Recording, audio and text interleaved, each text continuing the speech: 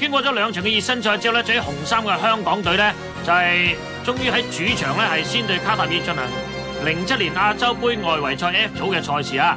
咁啊睇到咧係吳偉超咧着起4號嘅波衫啦，咁啊正式歸隊，咁啊唯一咧係香港嘅外流球員啦。咁啊當晚入場人數超過1800名啊，咁香港擁躉唔錯啊，咁啊拎晒旗出嚟啦，見到阿超仔啦，咁啊今年咧就效力上海申花，要同杜威、李慧峰爭位，咁但係佢話唔怕喎嚇。咁啊至於卓卓咧就喺呢個熱身賽咧2場熱身賽各有1球進帳啊，咁希望卓卓喺今日咧係能夠有機會咧係入波啦。咁啊對方好波之人即係艾斯啊，呢個球員咧曾經去過曼城咧係試腳㗎嚇。不過最終而家咧都係翻嚟卡塔爾。咁另外一位球員咧就係巴殊啊，亦都係相當年輕噶。咁佢仲有一位球員留意咧，就係佢哋嘅隊長艾森馬里。咁啊艾森馬里咧就係喺5年前啊呢個世界盃外圍賽咧係贏香港嘅時候咧係唯一有上陣嗰個球員。咁之後喺卡塔爾年輕化。好啦，睇睇呢個波靚波啊！哇，呢個艾斯係好波啊！一推埋嚟咧，一扯個波咧係。似乎個過程當中咧應該係彈到香港隊嘅球員啊，咁但係估無論點都好，香港隊咧冇人咧係追佢啊，俾佢一推橫咧太空咗起腳。呢個波范俊業咧，如果真係省中自己球員咧，對佢嚟講咧唔係話咁容易救嘅呢個波。咁應該咧睇嚟咧，陳浩文咧嗱一路推啦，陳浩文咧追出嚟嘅時候咧一射啱啱省起陳浩文啊，真係慘啊！陳浩文咧就前鋒嚟㗎，咁啊估唔到咧。佢嘅入波以為香港啲入波啦，原來唔係啊！佢嘅入波咧就睇對方入波，咁你話慘唔慘啦？嗱，但係睇到艾斯呢個球員咧，話想阿司徒文進後面嚼一腳嚼唔到，跟住一個轉身一推，嗱呢個時候推咧冇人咧係埋啊！陳浩文咧縮得太後啊，而家先飆出嚟咧，其實已經遲咗啦。咁啊更唔好彩呢個波就係省中佢而彈入。咁啊其實呢個波如果唔係省中嘅話咧，我相信范俊業咧應該有得撲㗎。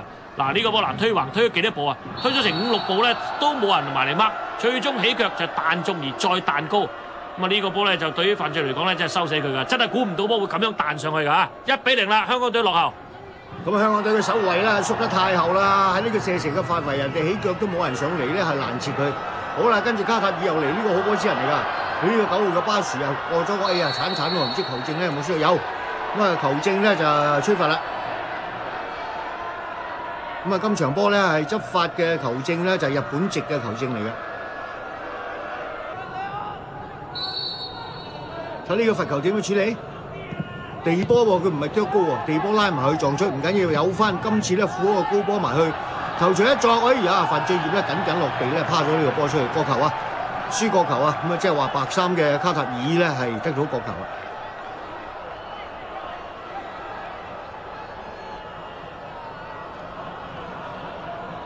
睇睇啊，呢個波咧一省咧就係撞高咗出嚟，再第二腳咧就再高波咧係負埋去。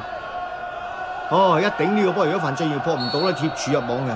睇下卡塔爾嘅角球點啊，長啊短啊短嘅。咁啊開翻出嚟，睇下啄係啦，啄啦，係得。果然咧左腳啄埋嚟。咁啊頭槌咧頂出不遠，又俾卡塔爾嘅球員咧係攞翻波。咁啊呢個17號嗰隻韋森啊，一俾嚟第一時間淨係圍去，好彩咧就係柱邊啫。咁啊射波嘅咧比拉爾，咁啊嚟身場好緊張啦。咁啊出嚟指手畫腳。咁啊睇翻個戰情咧，香港隊似乎咧唔好撻得着咁啊！咁啊一路咧俾呢卡塔爾係撳住嚟打，呢啲咁嘅艾斯越位啊唔俾得啊好波喎！唔係俾艾斯啊，俾隔離啊，俾呢個隊長嘅艾森馬里啊！咁啊結果咧艾森馬里將個波射出界嘅啫。呢個波咧係一俾佢，華利咧係俾過嚟㗎。如果華利當時俾錢咧，咁啊自己隊友應該就越位啊！咁佢好嘢喎，佢唔俾錢咧係俾呢個艾森馬利。咁啊艾森馬利個波可惜係射出去啫。咁啊，暫時咧仲係呢個卡塔爾係有優勢㗎。睇睇香港隊呢個進攻又如何啦？陳耀倫第一腳唔射，第二腳射埋去，可惜射程範圍咧遠咗啊！陳耀倫咧喺香港隊嚟講都算係一個善射嘅球員啦。咁但係咧呢個射程範圍咁遠咧，對佢嚟講咧就唔係咁容易射得入。咁啊見到咧香港隊嘅球迷咧就好熱情啦，咁啊打晒鼓出晒嚟㗎啦。好啦，呢個幫我睇睇巴殊點先，一壓過嚟。艾斯又避過咗，哇！又冇人掹艾斯嘅，唔係啊嘛？咁輕易俾佢左級右級，終於好彩，咁啊立翻住啦。哇！呢個波又踢得短得滯啦，咁啊終於咧一失嘅時候咧，睇下點先，球證咧冇事，呢個波咧好似司徒文進俾人揦到咁，但係球證嘅示意比賽繼續。喂，再送埋嚟，有冇越位啊？冇越位就發達啦。咁啊呢個波咧係入波嚟㗎。咁啊波咧就入咗啦，呢個巴殊就入咗。咁啊喺臨完上半場前1分鐘，咁但係我哋要了解就話究竟當時個波有冇越位咧？我就望埋咧，見到沈國輝係走緊出嚟嘅。咁啊，當時巴殊企嘅位咧，當時對方進攻嘅時候咧，嗱一啄埋嚟嘅時候咧，見到呢個巴殊控定個波啦，另一邊咧睇到呢個沈國輝走緊出去嘅。咁會唔會一出一入之間而導致包住二維位咧？我哋真係唔係咁容易了解。嗱，睇呢韋森，嗱一俾你個波落去嘅時候咧，過晒㗎。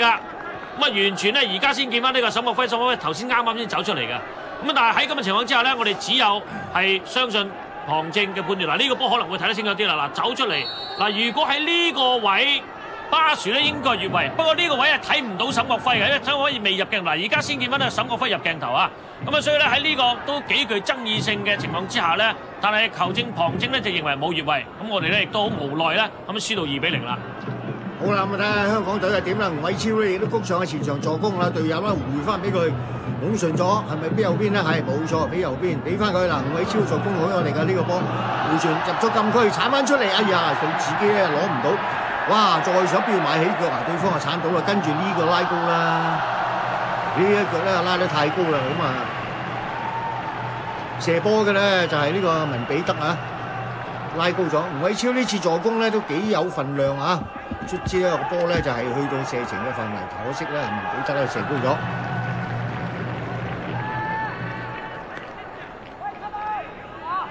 好啦，卡塔爾國球一啄又雙錘咧側出，哎呀！范俊業咧雙錘側出，對方第一時間再補一腳，哇！你好勁啊，抽埋去。但范俊業咧回身咧將個波咧係除咗出去橫邊啊！睇睇呢個角球開出嚟啦，范俊業咧先擋出。